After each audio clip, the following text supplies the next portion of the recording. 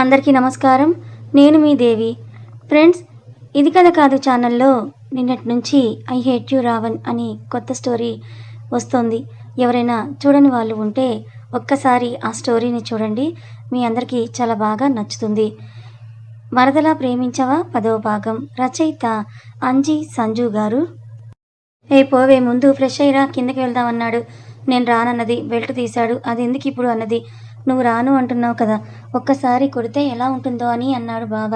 నువ్వు sadist హస్బెండ్లా behave చేయకు అని అన్నది. నువ్వు చెప్పింది చేయకపోతే అలాగే బిహేవ్ చేస్తానన్నాడు. ప్లీజ్ బావా అన్నది. లే అన్నాడు సీరియస్గా. చీపో బావా, నీతో మాట్లాడని లేచి డ్రెస్ తీసుకొని వాష్రూమ్లోకి వెళ్ళింది. అద్వి వెళ్ళిన వైపు చూసి నవ్వుతూ క్రేజీ గర్ల్ అనుకున్నాడు అద్వైత్. అద్వైత్ని తిట్టుకుంటూ ఫ్రెష్ అయి వచ్చింది. ఇద్దరూ కలిసి కిందకి వెళ్ళారు.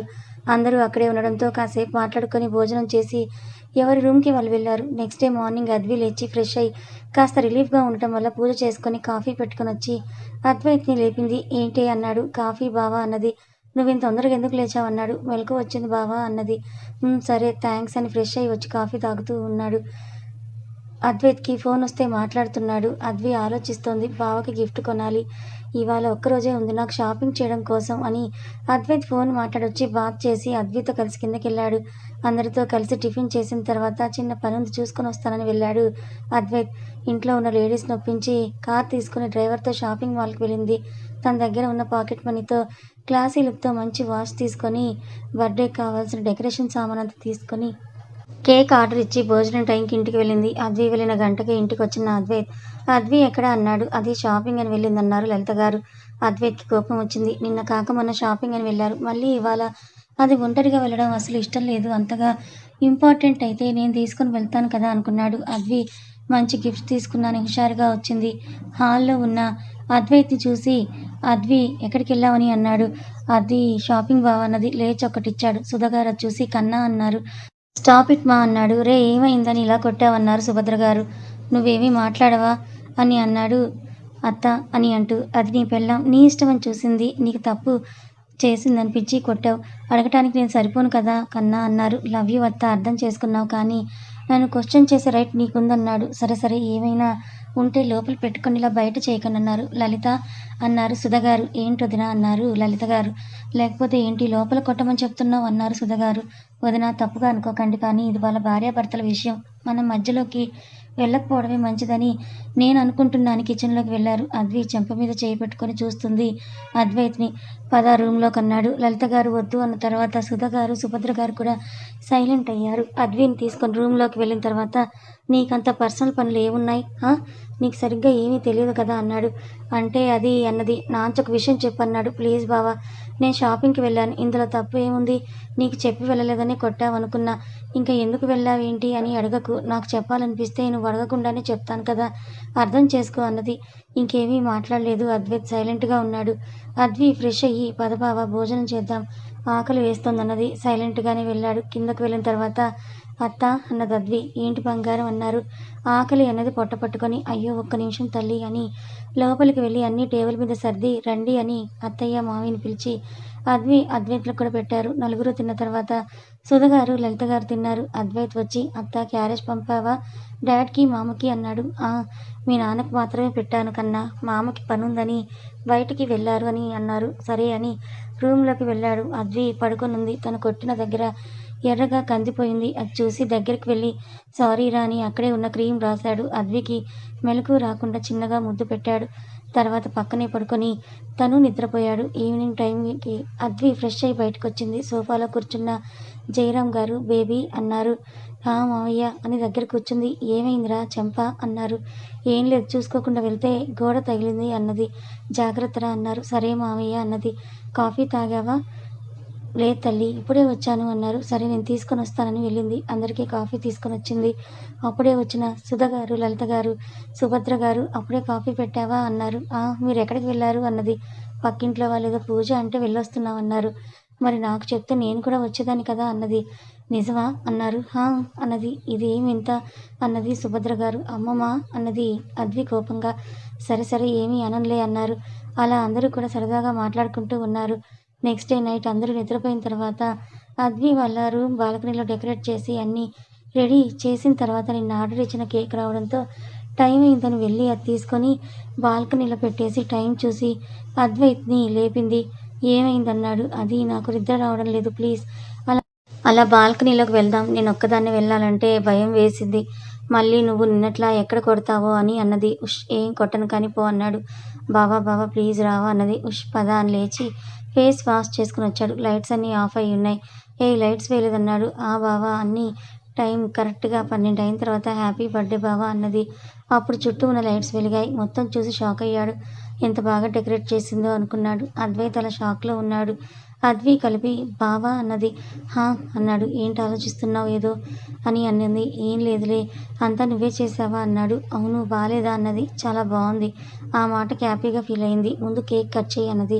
హా అని కట్ చేసి అద్వికి పెట్టి థ్యాంక్స్ అద్వి అన్నాడు. మన మధ్య థ్యాంక్స్లు సారీలు రాకుండా ఉంటేనే మంచిది బావా అన్నది. అన్నాడు. గిఫ్ట్ చేసిన వాచ్ ఇచ్చింది. ఏంటిది అన్నాడు. ఓపెన్ చేసి చూడు బావా అని అన్నది. అలాగే అని ఓపెన్ చేసి చూశాడు. వాచ్ చూసి చాలా బాగుందన్నాడు. నిజమా బావా ఫస్ట్ టైం నీకే నేను సెలెక్ట్ చేశాను అన్నది నవ్వుతూ. సరే అని అక్కడే బెడ్ మీద కూర్చున్నాడు. పక్కన అద్వి కూర్చొని పడుకో బావా మళ్ళీ రేపు నాన్న బయటకు తీసుకొని వెళ్తానని అన్నారు కదా అన్నది. నిన్న నువ్వు వీటి కోసమే వెళ్ళావు కదా అన్నాడు. అన్నది. సారీరా అన్నాడు. మన మధ్య సారీలు థ్యాంక్స్లు వద్దని చెప్పానా అన్నది. సరే అని అద్విని సైడ్ హగ్ చేసుకొని రేపటి నుంచి ఇలాగే థ్యాంక్స్ చెప్తానన్నాడు. బావా అన్నది. ఏంటి చెప్పు అన్నాడు అద్వైత్. అది మరి నీకు నేనంటే ఇష్టమే కదా అన్నది. ఇష్టమే కదా చిన్నప్పటి నుంచి అంటే అది అన్నది అద్వి. అప్పుడే తలుపు చప్పుడు అవ్వడంతో లేచెళ్ళాడు అద్వైత్. అక్కడ పెద్దవాళ్ళు 4 ఉన్నారు. హ్యాపీ బర్త్డే కన్నా అని అందరూ ఒకేసారి చెప్పారు. థ్యాంక్స్ అన్నాడు అద్వైత్. సరే సరే పద అని రూమ్లోకి వచ్చారు. కేక్ పక్కన పెట్టి ఏంటి బేబీ నువ్వేమి సర్ప్రైజ్ గిఫ్ట్ ఇచ్చావని అన్నారు సత్యగారు. అద్వి సైలెంట్గా ఉంది. అద్వైత్ బాల్కనీలోకి వెళ్ళి చూడు మామ అన్నాడు. ఏముందని వెళ్ళారు. అక్కడ అరేంజ్మెంట్స్ అన్నీ చూసి ఓ మాకంటే ముందే ప్లాన్ చేసింది అయితే అని అన్నారు. కేక్ కూడా కట్ చేశానన్నాడు. అవునా అయితే మేమే లేట్ అంటావు. అవును అన్నాడు అద్వైత్. అయితే ఏం గిఫ్ట్ ఇచ్చిందన్నారు సత్యగారు. వాచ్ చూపించాడు. సూపర్ అన్నారు అందరూ. వాళ్ళు తెచ్చిన కేక్ కూడా కట్ చేసి అందరికీ పెట్టాడు. అందరూ గిఫ్ట్లు ఇచ్చారు. ఒక్క సత్యగారు తప్ప. మామ నా గిఫ్ట్ అన్నాడు. రేపు మార్నింగ్ ఇస్తాను కన్నా అన్నారు. సరే ఇంకా వెళ్ళండి లేట్ అయిందన్నాడు. అందరూ గుడ్ నైట్ చెప్పి వెళ్ళారు. అద్వైత్ డోర్ లాక్ చేసి అద్విని వచ్చి పడుకో అన్నాడు. వెళ్ళి బెడ్ మీద పడుకొని ఉంది. నెక్స్ట్ డే మార్నింగ్ అద్వి లేచి ఫ్రెష్ అయ్యి శారీ కట్టుకొని కిందకి వెళ్ళి పూజ చేసి అన్నీ సిద్ధం చేసుకొని రూమ్లోకి వెళ్ళి అద్వైత్ని లేపింది. ఏంటి అద్వి అన్నాడు. లేవావా పూజ చెయ్యాలి నువ్వు ఫ్రెష్ అయ్యిరా అన్నది. సరే అని అద్వైత్ ఫ్రెష్ అయ్యి అద్వి అక్కడ పెట్టిన డ్రెస్ వేసుకొని కిందకి వెళ్ళాడు. అప్పటికి అద్వి పూజ చేసి హారతిస్తూ ఉంది. అద్వైత్ వెళ్ళి హారతి తీసుకుని దండం పెట్టుకున్న తర్వాత బయటకు వచ్చాడు. అక్కడ ఉన్న సుభద్ర రాఘవరావు కాళ్ళకి నమస్కారం పెట్టాడు. చల్లగా ఉన్న నాన్న అన్నారు. లేచి పక్కనే కూర్చున్నాడు. అద్వి అందరికీ కాఫీ తెచ్చింది. లలిత గారు వచ్చి కన్నా గుడికి వెళ్ళాలి అన్నారు. సరే అత్త అని అన్నాడు. అందరూ కాఫీ తాగిన తర్వాత పెద్దవాళ్ళకి టిఫిన్ పెట్టి టాబ్లెట్స్ ఇచ్చిన తర్వాత గుడికి వెళ్ళారు. సత్యగారు జయరాం గారు వెనక్కి వచ్చారు. గుడిలోకి వెళ్ళి ప్రదక్షిణలు చేసి పూజ చేయించుకొని వచ్చి అక్కడే ఉన్న మెట్ల మీద కూర్చున్నారు. అందరూ కలిసి పక్కన ఉన్న చెట్టు దగ్గర ఏదో కట్టడం చేసి వెళ్ళిపోయింది. అక్కడ ఉన్న ఒక ఆవిడని అడిగింది ఏం చేస్తున్నారు ఇక్కడ అని. ఆమె చెప్పింది ఇక్కడ కోరిక కోరుకొని 11 ప్రదక్షిణాలు చేసి ఆ చిట్టి చెట్టుకు కట్టాలి అన్నారు. సరే అని చెప్పి తను ఒక పేపర్ తీసుకొని రాసి దండం పెట్టుకొని చుట్టూ తిరుగుతూ ఉంది. ప్రదక్షిణలు అయిన తర్వాత కట్టడం కోసం ఒక జాకెట్ ముక్క తీసుకొని చిన్నగా చింపి ఆ పేపర్ని అందులో కట్టి చెట్టుకు కట్టాలనుకుంది. అది అందక ఇబ్బంది పడుతుంటే అటుగా వచ్చిన అద్వైత్ అద్విని ఎత్తుకున్నాడు. గాల్లో తేలడంతో ఏమైందో అని కిందకు చూసింది. అక్కడ ఉన్న అద్వైత్ని చూసి థ్యాంక్స్ బావా అని చెట్టుకు అది కట్టి దండం పెట్టుకొని ఇంకా దించు బావా అన్నది. ఏంటిది అన్నాడు. అది చిన్న మొక్కు అన్నది. సరే పద అన్నాడు. అందరూ ప్రసాదాలు తీసుకున్న తర్వాత కాసేపు అక్కడే కూర్చొని స్టార్ట్ అయ్యారు. అలా దర్శనం చేసుకున్న తర్వాత రెస్టారెంట్కి వెళ్ళి టిఫిన్ చేశారు. ఇంటికి వెళ్దామా అన్నారు. పదండి అన్నారు. అలా అందరూ ఇంటికి వెళ్ళిన తర్వాత సత్యగారు ఒక కవర్ని అద్వైత్కి ఇచ్చి మార్చుకొని రా అని అన్నారు. సరే అని పైకి వెళ్ళాడు. అందరూ రెడీ అయ్యి రండి పార్టీకి వెళ్ళాలి అన్నారు సత్యగారు. సరే అని అందరూ వెళ్ళి ఇందాక సింపుల్గా రెడీ అవడంతో ఈసారి పార్టీ వేర్ వేసుకొని రెడీ అయి వచ్చారు. ఇక్కడ అద్వైత్ రూమ్లోకి వెళ్ళిన తర్వాత వెనకే వెళ్ళిన అద్వైత్ డ్రెస్ చూసి పక్కన పెట్టి కూర్చోవడంతో ఏమైంది బావా అన్నది. అది నేను ఎప్పుడు ఇలాంటి సూట్ వేసుకోలేదన్నాడు. అదేంటి బావా అలా అంటావు. నువ్వు కంపెనీ పెట్టాలని అనుకుంటున్నావు కదా మరి అప్పుడు ఇలాంటివే వాడాలి కదా. ఈ కలర్ నీకు బాగుంటుంది అన్నది. సరే అని వెళ్ళి ఫేస్ వాష్ చేసుకుని వచ్చి రెడీ అయ్యాడు. అప్పుడే రఘు కాల్ చేసి హ్యాపీ బర్త్డే బావా అన్నాడు. థ్యాంక్స్ రఘు. మా అమ్మ ఏదో పార్టీ అన్నాడు నీకు చెప్పాడా అన్నాడు. నేను వస్తున్నా అన్నాడు. సరే తొందరగా రా, మేమిప్పుడే స్టార్ట్ అవుతున్నామని అన్నాడు. సరేరా బాయ్ అని పెట్టేశాడు రఘు. అద్వి శారీ తీసేసి అద్వైత్ డ్రెస్కి సెట్ అయ్యే డ్రెస్ వేసుకొని వచ్చింది. బాగున్నావు అద్వి అన్నాడు. థ్యాంక్స్ బావా అన్నది.